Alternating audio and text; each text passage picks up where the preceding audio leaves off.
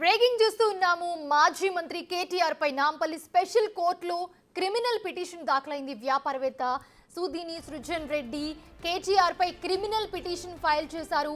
అమృత్ టెండర్లపై నిరాధారమైన ఆరోపణలు చేస్తుండటంతో న్యాయ పోరాటానికి దిగారు సృజన్. ప్రజలను తప్పుదారి పట్టించేలా కేటీఆర్ ఆరోపణలు చేస్తున్నారని ఆయన ఆరోపిస్తున్నారు. 2011లో శోధా కన్స్ట్రక్షన్స్ ప్రారంభమైందని, ఆ సంస్థ ఎండీగా కందాల దీప్తిరెడ్డి వ్యవహరిస్తున్నారని సృజన్ రెడ్డి పిటిషన్లో తెలిపారు. అయితే ఆ సంస్థలో తనకు ఎలాంటి షేర్లు లేవని, తాను డైరెక్టర్ను కూడా కాదన్నారు. అయితే అయినా కూడా తనను శోధా కన్స్ట్రక్షన్స్తో లింక్ చేస్తూ కేటీఆర్ అందరినీ తప్పుదారి పట్టిస్తూ ఉన్నారంటూ కూడా ఆయన ఫిర్యాదు చేశారు.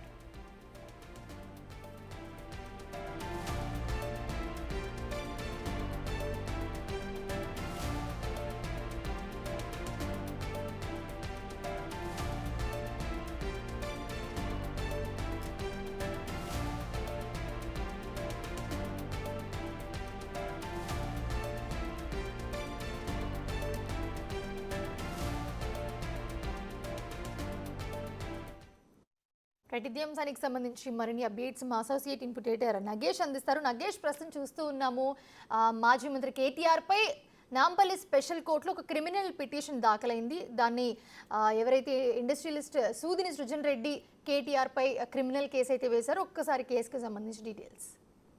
వ్యాపారవేత్త సూదిని సృజన్ రెడ్డి మాజీ మంత్రి కేటీఆర్ పైన ఇవాళ మధ్యాహ్నం నాంపల్లి స్పెషల్ కోర్టులో క్రిమినల్ పిటిషన్ ఫైల్ చేశారు. ఏదైతే సోదా కంపెనీకి సంబంధించి సూదిని సృజన్ రెడ్డికి అందులో వాటా ఉన్నట్టుగా గత కొన్ని నెలలుగా ఆరోపిస్తున్నాడు. అమృత్ టెండర్లకు సంబంధించి సూదిని సృజన్ రెడ్డికి కేటాయింపులు జరిగాయి. పెద్ద మొత్తంలో అంటే ముఖ్యమంత్రిగా ఉన్న రేవంత్ రెడ్డిగా ఉన్న బావమర్ది సూదిని సృజన్ రెడ్డికే ఆ కాంట్రాక్టులు దక్కాయని చెప్పి కూడా రెగ్యులర్గా ఆరోపిస్తున్నాడు. కానీ ఇవన్నీ కూడా ప్రజలు తప్పుదోవ పట్టించే విధంగా కేటీఆర్ ఆరోపణలు చేస్తున్నారని చెప్పి కూడా పిటిషన్లో సృజన్ రెడ్డి పేర్కొన్నారు. అమృత్ టెండర్లపైన నిరాధారమైన ఆరోపణలు తనపైన చేస్తున్నారని చెప్పి కూడా పిటిషన్లో పేర్కొన్న పరిస్థితి. 2011లో సోదా కన్స్ట్రక్షన్స్ ప్రారంభమైందని చెప్పి సూదిని సృజన్ రెడ్డి పిటిషన్లో పేర్కొన్నారు. కానీ ఆ కంపెనీలో తనకు ఎటువంటి ప్రమేయం లేదు, అందులో తను డైరెక్టర్ కాదు, అలాగే వేరే అంటే ఎండీ కానీ మిగతా పోస్టులు కానీ అందులో తనకు ఎలాంటివి లేవని చెప్పి కూడా పిటిషన్లో పేర్కొన్నారు. సోదా కన్స్ట్రక్షన్స్ అనేది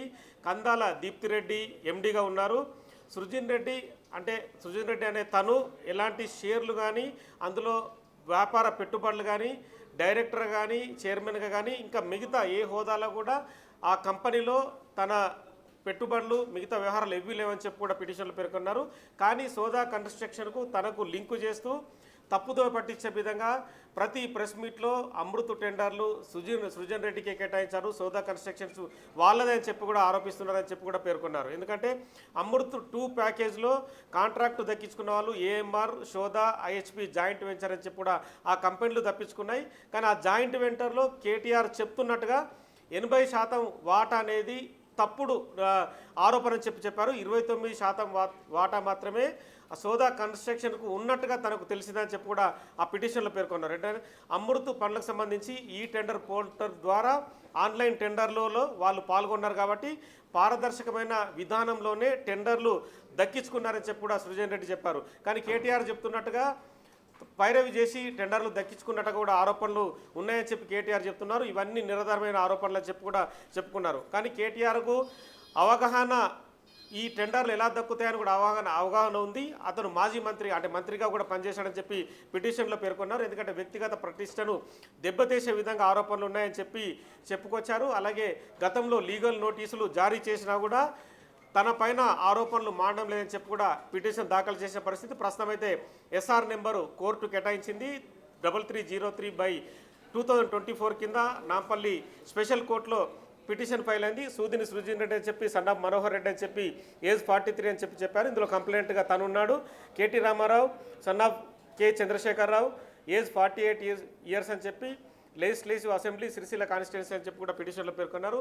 కంప్లైంట్లో under section 222 read with 223 BNSS 2023 అని చెప్పి అఫెన్స్ కింద అండర్ సెక్షన్ 356 కింద ఈ కేసును పరిగణించాలని చెప్పి కోర్టులో పిటిషన్ ఫైల్ చేసిన పరిస్థితి. ప్రస్తుతం అయితే కోర్టు ఆ విచారణకు స్వీకరించిన తర్వాత ఏదైతే తదుపరి ఎవరైతే ఆరోపించబడుతున్న మాజీ మంత్రి కేటీఆర్కు ఈ కంప్లైంట్కు సంబంధించి ఆ లోకల్ పోలీస్ స్టేషన్ అయితే ఉందో ఆ పోలీస్ స్టేషన్కు ఆ కంప్లైంట్ వెళ్తుంది. తదుపరి కోర్టు డైరెక్షన్ చేస్తుంది ఆ లోకల్ పిఎస్లో కేసు నమోదు చేయాలని. ఆ కేసు నమోదు చేసిన తర్వాత పోలీసులు విచారణ జరుపుతారు. విచారణ జరిపిన తర్వాత ఛార్జ్షీట్ ఫైల్ అవుతుంది.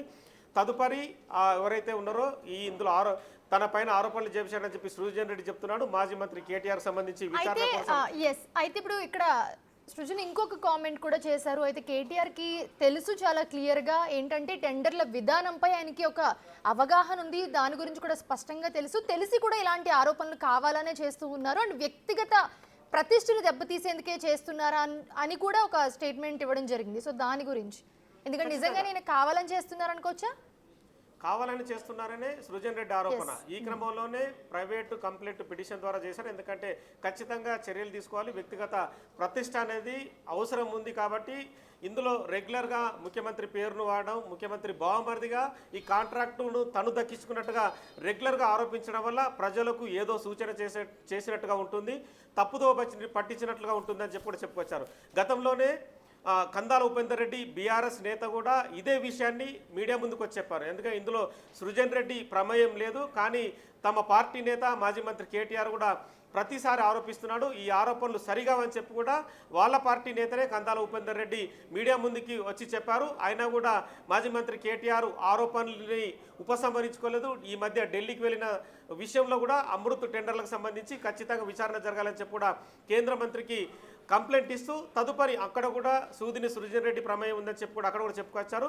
హైదరాబాద్లో కూడా పలు ప్రెస్ మీట్లలో అమృత్ టెండర్లు అక్రమంగా దక్కించుకున్నారు సోదా కన్స్ట్రక్షన్ అని చెప్పారు. కానీ సోదా కన్స్ట్రక్షన్కి తనకు ఏ సంబంధం లేదు, అందులో పెట్టుబడిదారుని కాదు, షేర్ హోల్డర్ని కాదు, డైరెక్టర్ని కాదు, చైర్మన్ కాదు, ఏ సంబంధం లేని తన పేరు లాగడం అనేది సమంజసం కాదు. ఖచ్చితంగా క్రిమినల్ చర్యలు కేటీఆర్ పైన తీసుకోవాలని చెప్పి అయితే ప్రస్తుతం పిటిషన్ దాఖలైంది. తదుపరి కోర్టు విచారణ చేపడుతుంది. Right, thanks for the updates Nagesh.